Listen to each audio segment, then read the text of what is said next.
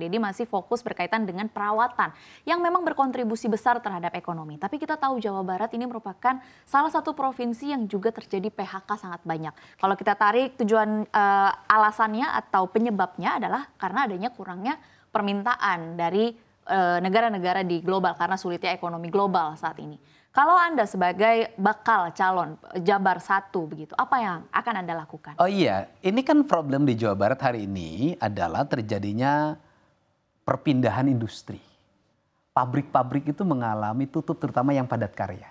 Padat karya itu kan satu pabriknya 5.000 sampai 10.000. Dan rata-rata tutup hari ini disebabkan mereka memindahkan pabriknya ke tempat lain yang upah buruhnya lebih murah. Betul.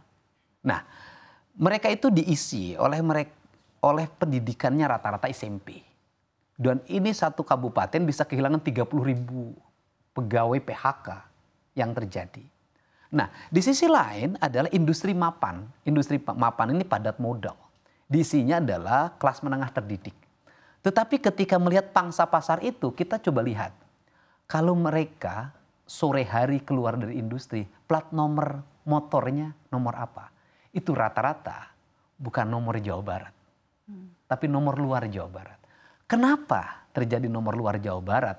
Karena penyerapan tenaga kerja terampilnya cepat dari luar Jawa Barat. Atau juga akses terhadap manajerial di dalamnya, HRD-nya, itu memang bukan orang Jawa Barat. Itu problemnya. Nah, seluruh problem itu bisa selesaikan dengan apa? Integrasi pendidikan. Bagaimana di sebuah kawasan industri, itu sekolah-sekolahnya mulai diintegrasikan pada apa yang menjadi kebutuhan di industri itu. Maka pendidikan harus punya orientasi perjalanan pendidikan sesuai dengan jurusannya 5 tahun ke depan. Ketika membuat sebuah kawasan, maka di situ segera gubernur untuk berbicara dengan pengelola kawasan itu. Berapa dibutuhkan tenaga kerja dalam 10 tahun ke depan. Kemudian kualifikasi apa yang dibutuhkan. Ketika dibutuhkan apa dan kualifikasinya, maka dia segera mengintegrasikan itu dengan lingkungannya. Maka dia membuat peta lulusan SMP, lulusan SMA mulai diarahkan sesuai dengan spesifikasi yang dibutuhkan. Tidak usah sekolah formal, cukup bikin sekolah di desa, kursus-kursus di berbagai tempat, dibuat itu dengan baik dan buat ikatan. Baik. Kemudian industrinya, mesin-mesin industrinya itu mencoba dipahami sebagai mesin perubahan pendidikan. Karena yang menjadi problem hari ini adalah sekolah selalu tertinggal perkembangan mesin industri, prakteknya oleh industri. Nah, ini harus dibuat integrasi seperti itu. Nah, integrasi seperti itu akan menyerap tenaga kerja yang besar. Yang berikutnya adalah sekolah. Saya punya pengalaman tentang itu. Saya ketika jadi bupati membuat sekolah manajer. Sekolah manajer itu adalah anak-anak di lingkungan industri. Itu oleh saya dikasih beasiswa untuk mengikuti politeknik selama 3 tahun. Dia dididik bagaimana cara memakai sepatu, bagaimana cara melipat baju, bagaimana cara mengikatkan dasi, bagaimana cara menyisir rambut, bagaimana cara berbahasa selama 3 tahun. Apa yang dihasilkan? Anak-anak yang dididik dengan beasiswa pemerintah daerah hari ini sudah jadi manajer di berbagai perusahaan di dalam dan di luar negeri. Nah, pemerintah provinsi harus mengarahkan itu. Untuk apa? Kalau kelas menengahnya sudah direbut, maka dia akan bisa membawa kelas bawah. Tetapi kalau kelas menengahnya dikuasai oleh orang lain, maka kelas bawahnya pun akan dikuasai oleh orang lain. Maka tenaga kerja dari hulu ke hilir akan orang luar Jawa Barat.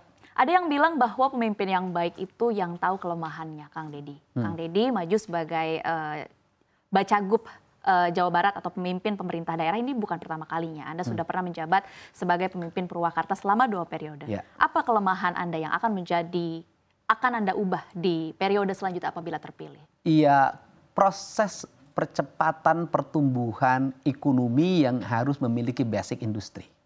Kemudian industrinya dibikin kualifikasi nanti. Yang disebut industri bukan hanya mesin, tetapi pertanian itu bisa menjadi industri. Pariwisata itu bisa menjadi industri. Nah, seluruhnya itu bisa digerakkan dengan teknologi dan kemampuan informasi.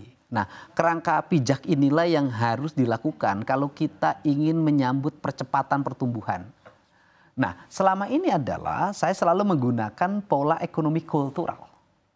Nah, pola ekonomi kultural tidak bisa terus-menerus dipertahankan kalau tidak melakukan perubahan. Nah, bagaimana melakukan perubahan? Maka orang-orang kultur, orang-orang yang berbasis pedesaan, tetap dia harus bisa membaca teknologi.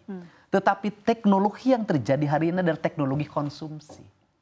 Kita berteknologi bukan memudahkan, tapi menyulitkan. Kita teknologinya bukan untuk produksi, tetapi untuk gengsi. Oke. Kelemahan di Jawa Barat adalah masyarakatnya gengsinya tinggi. Gitu. Kajenting tekor asal sohor. Artinya biarin isi dompetnya habis, yang penting terkenal kaya. Nah, konsumerisme yang tinggi di Jawa Barat itu menjadikan Jawa Barat menjadi ladang promosi produksi. Ladang konsumsi pasar, dari gitu ya. pasar. Dari pasar ini tidak sesuai antara pendapatan keluarga dengan pengeluaran. Dampaknya adalah pinjem bank emok, pinjem bank keliling, pinjol, uang koperasi dan sejenisnya. Yang itu tidak menjadi produksi tetapi menjadi konsumsi karena gengsi.